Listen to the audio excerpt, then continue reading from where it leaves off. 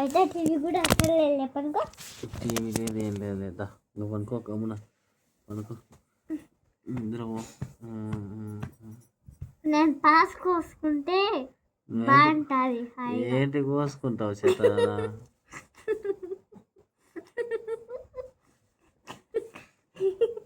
నిద్రపో అంటే అల్లరి రాదంటా రాపించుకుంది అమ్మ పెన్ను ఈ పెన్ను సకలి ఎబ్బా పెంట పెట్టారా అవ్వ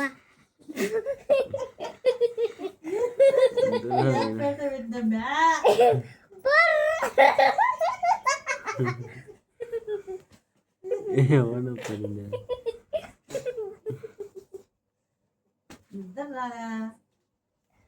ఏంది మన నలుగురికి నిద్రే రాలే సరిపోలే.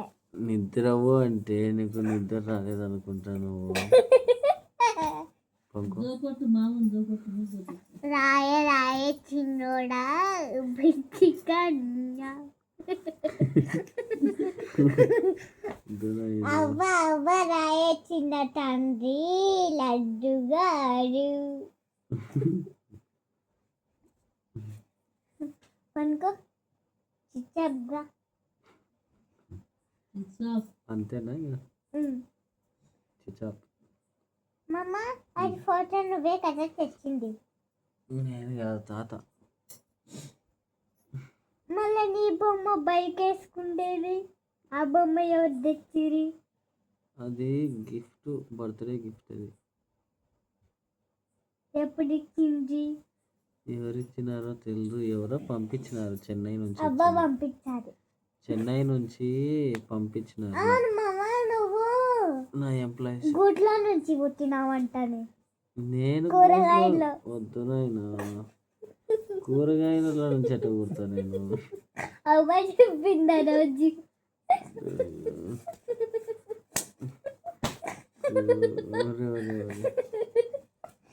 కూరగాయలు ఎవరైనా కుడతారా? చెప్పింది ఆ రోజు.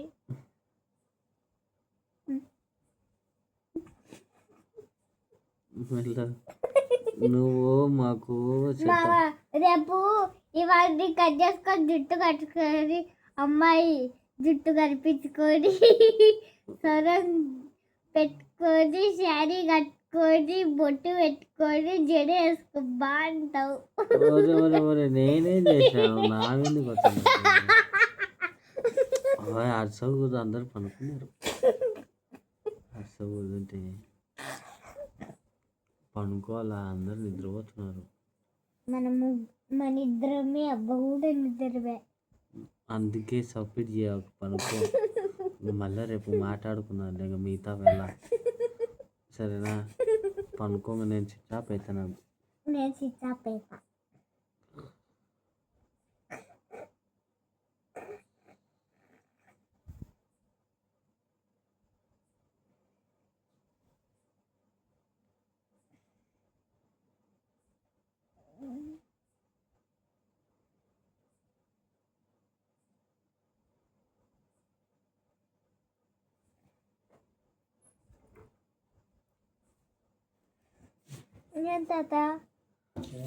తాత మామ రేపు జుట్టు పెట్టుకొని శారీ కట్టుకొని బొడ్డు పెట్టుకొని